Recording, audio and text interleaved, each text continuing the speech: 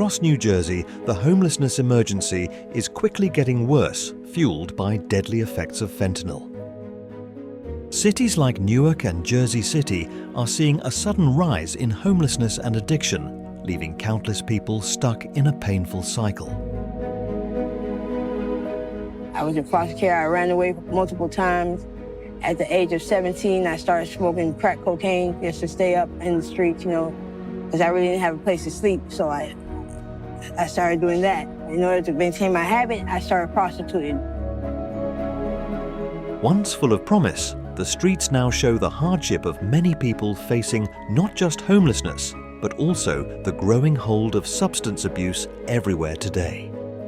This documentary takes a closer look at the link between fentanyl addiction and homelessness, exposing the realities vulnerable people endure.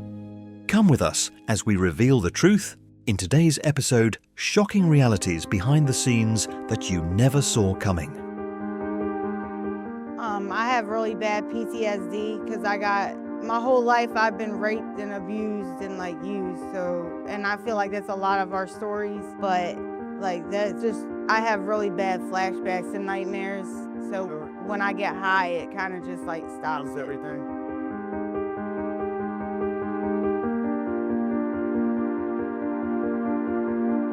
Understanding the scope and nature of homelessness in New Jersey. New Jersey's homelessness emergency has become a serious struggle affecting busy urban centers and peaceful rural counties alike. According to the 2025 NJ Counts report from Monarch Housing Associates, 13,748 people were homeless on a single night in January 2025, marking the highest total seen in more than 10 years. That number reflects a steep increase in unsheltered individuals, people sleeping on streets or in locations not meant for living, which has doubled since 2022.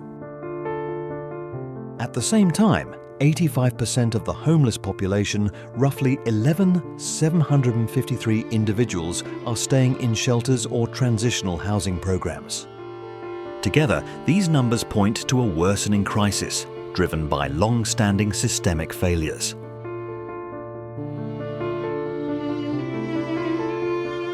Families with children are especially affected, representing 36% of homeless households, with clear growth since 2023.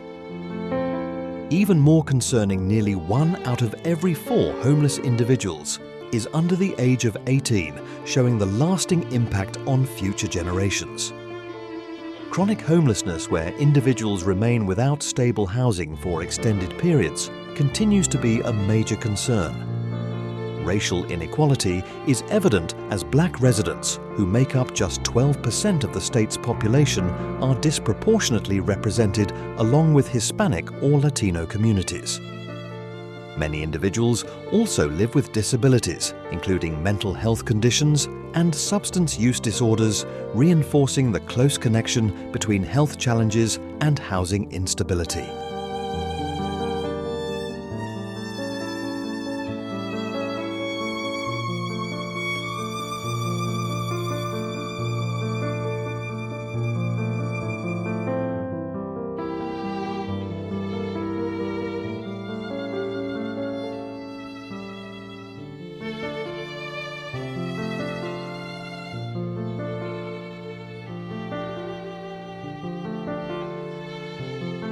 The crisis affects regions differently across the state.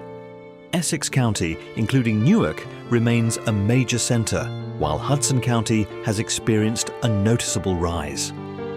Atlantic County continues to struggle with unsheltered homelessness, while rural counties like Salem are seeing growing numbers, often without shelters or services, leaving the issue hidden.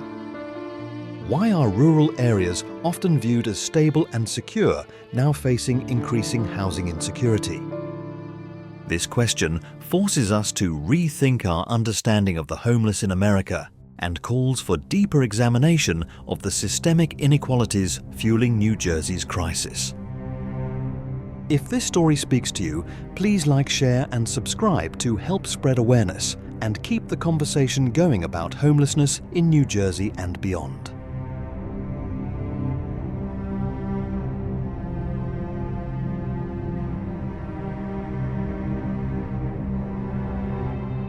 How fentanyl is fueling New Jersey's homelessness crisis. Fentanyl, a synthetic opioid 50 to 100 times stronger than morphine, has sharply worsened New Jersey's homelessness crisis. CDC data shows that in 2024, fentanyl was involved in roughly 70% of overdose deaths statewide, affecting nearly 1,200 people. Among people experiencing homelessness, the impact is severe. The 2025 NJ Counts report shows that about 30% of homeless individuals struggle with substance use disorders, with fentanyl most common in cities like Newark and Atlantic City. Emergency rooms reported a 25% increase in fentanyl-related cases among homeless patients from 2023 to 2024, and that number keeps rising. Fentanyl reached New Jersey in the early 2010s through illegal drug networks, often mixed with heroin to boost profits. Its low cost and high potency helped it spread quickly through both cities and rural communities. For many unhoused people, fentanyl use often starts or worsens after losing housing, as street life brings stress, isolation, and trauma. At the same time, fentanyl addiction can lead to job loss and family separation, pushing people into homelessness. In Newark, outreach workers report individuals surviving multiple overdoses, sometimes more than 10, yet continuing to fight to survive. Watching this crisis unfold is deeply disturbing. Fentanyl's spread feels like an exploitation of society's most vulnerable people. It is heartbreaking to see a drug destroy lives while support systems fall short. Access to treatment remains limited, with long wait lists and housing requirements that shut out the homeless. Many shelters turn away people using fentanyl due to safety concerns, leaving them exposed on the streets. How can we build a system that truly supports recovery for those who need it most? Efforts to address fentanyl are growing, but still limited. Harm reduction groups distributed Narcan reversing over 500 overdoses in 2024. Mobile outreach teams provide test strips and clean supplies, but funding shortages limit their reach. Training for overdose response has increased since 2023, yet the crisis continues to move faster than these efforts. Fentanyl continues to drive the rise of homeless in America, calling for urgent and compassionate solutions to break this cycle.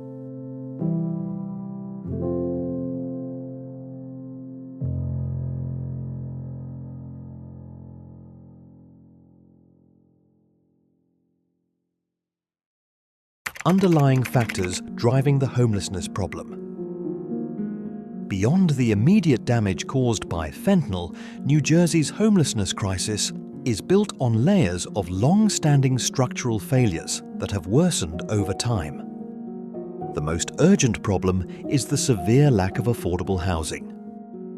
The state is short between 214 475 and 224 531 affordable homes for extremely low-income households, with only about 30 to 31 units available for every 100 families who need them.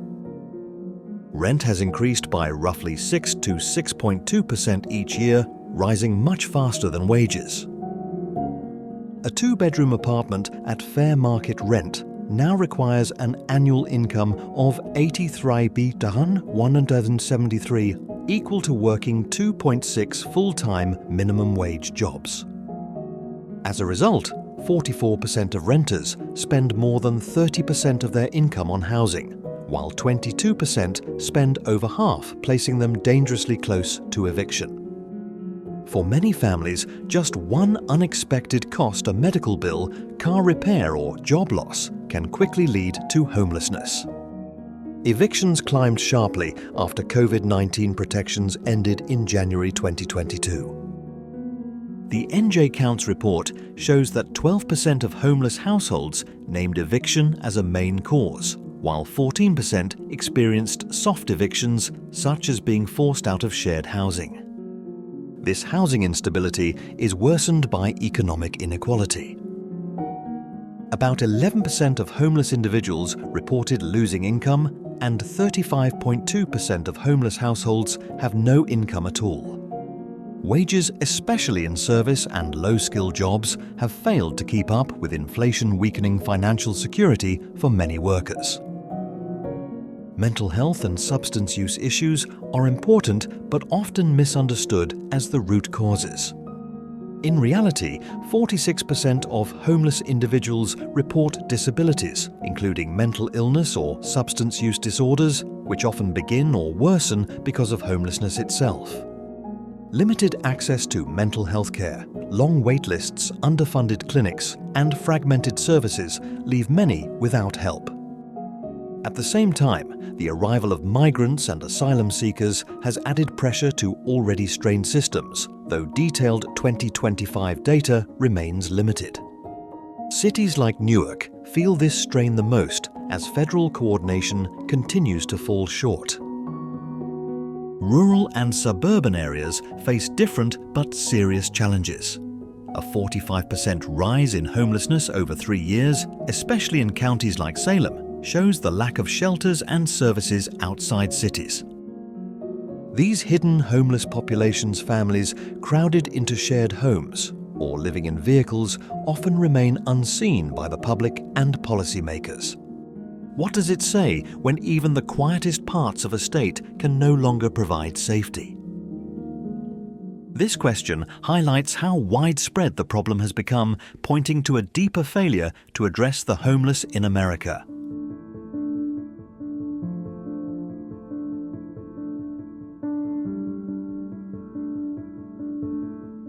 State and community efforts to address homelessness. New Jersey's response to homelessness reflects both meaningful progress and serious limitations, revealing wins alongside ongoing struggles. The state's Department of Community Affairs, or DCA, runs the State Rental Assistance Program, SRAP, which accepts pre-applications through January 31, 2025 to help families afford housing. The Section 8 Housing Choice Voucher Program plans to issue 11,542 vouchers between 2025 and 2027, prioritizing households at risk of homelessness. The Comprehensive Eviction Defense and Diversion (CEDD) program provides free legal support to tenants facing eviction, helping stop homelessness before it starts.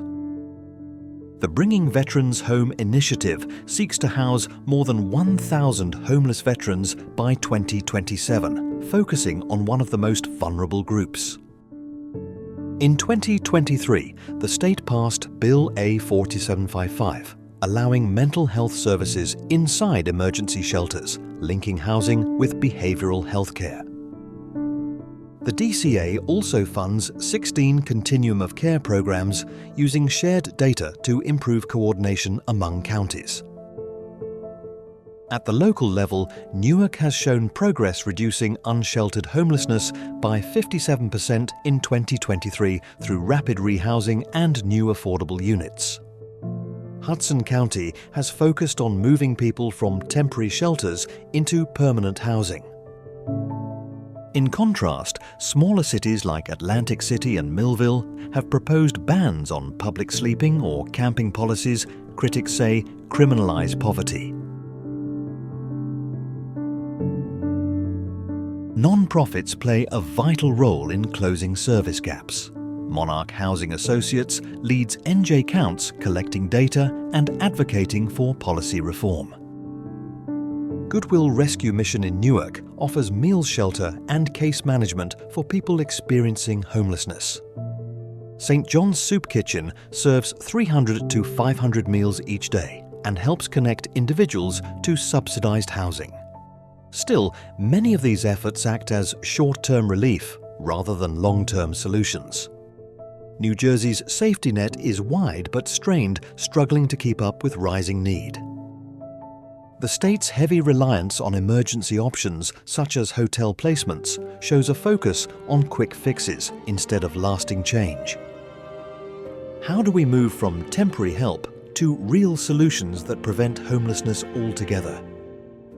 The crisis of homeless in America, clearly visible in New Jersey, requires more than reactive policy. It demands systems built for long-term stability.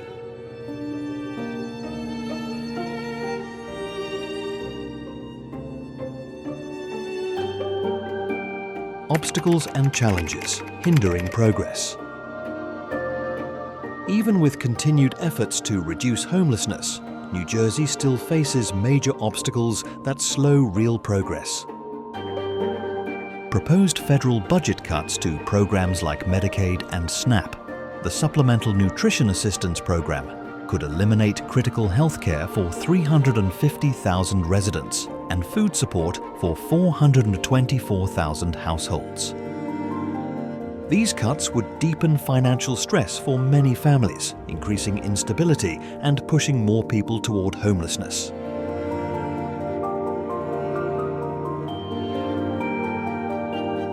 In cities such as Atlantic City and Millville, proposed bans on public sleeping or camping have raised serious concerns. These policies could fine or criminalize people experiencing homelessness, making it even harder for them to regain stability and secure housing. Instead of fixing root causes, such measures shift the problem and add more hardship to those already struggling. Poor coordination between different levels of government remains a key challenge. Without a clear national strategy, local governments, especially in cities like Newark, are forced to carry the burden alone. Growing migrant populations place additional pressure on limited resources, further straining shelters and support systems. Rural areas face their own difficulties, often lacking shelters and basic services. Families in these regions may live in cars or overcrowded homes, with their hardship largely unseen.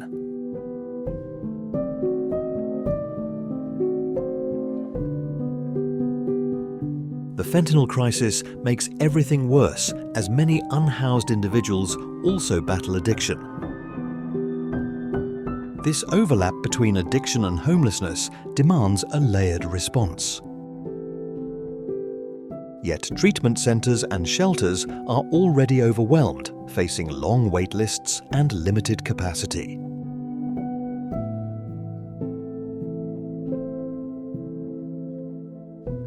Public perception also plays a role.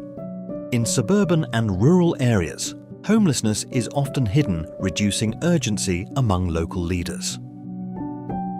In cities, stigma tied to addiction and mental illness continues to block comprehensive solutions. Why do we allow a system to continue where thousands live without shelter while funding debates drag on? This question forces leaders and communities to examine their role in sustaining the crisis.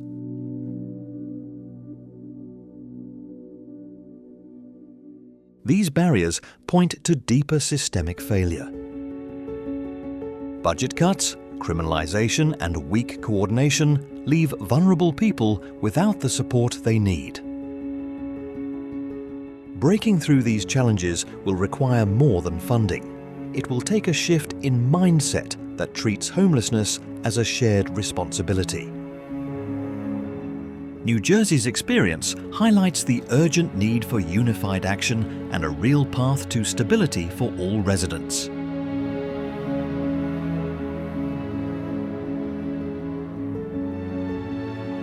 Strategies and steps toward solving the crisis. Solving New Jersey's homelessness crisis will require bold action and layered solutions working together.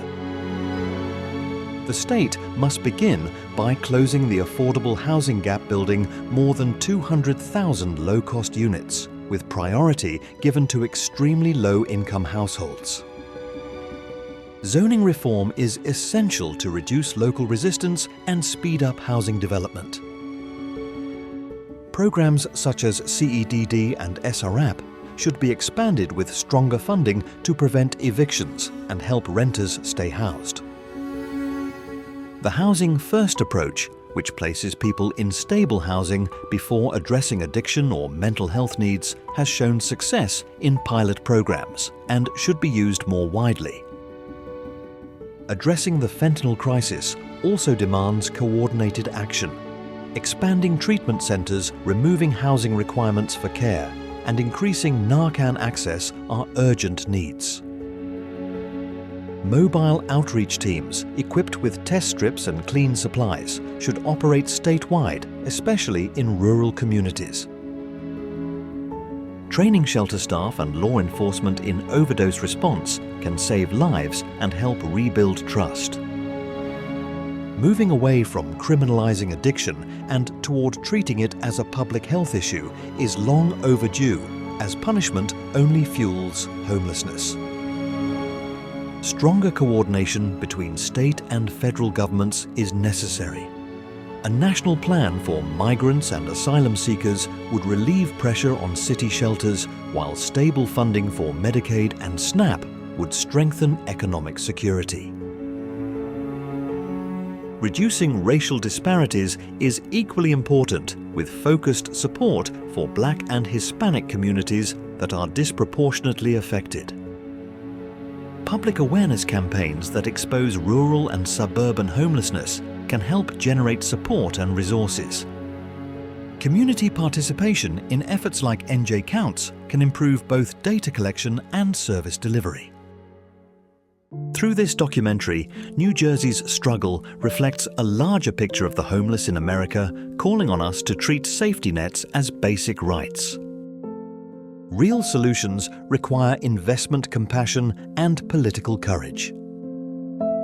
Without those commitments, homelessness will continue to rise and the promise of stable housing will stay out of reach for thousands. Conclusion. New Jersey's homelessness crisis, affecting 13,748 people in 2025, reflects a larger failure happening across the nation.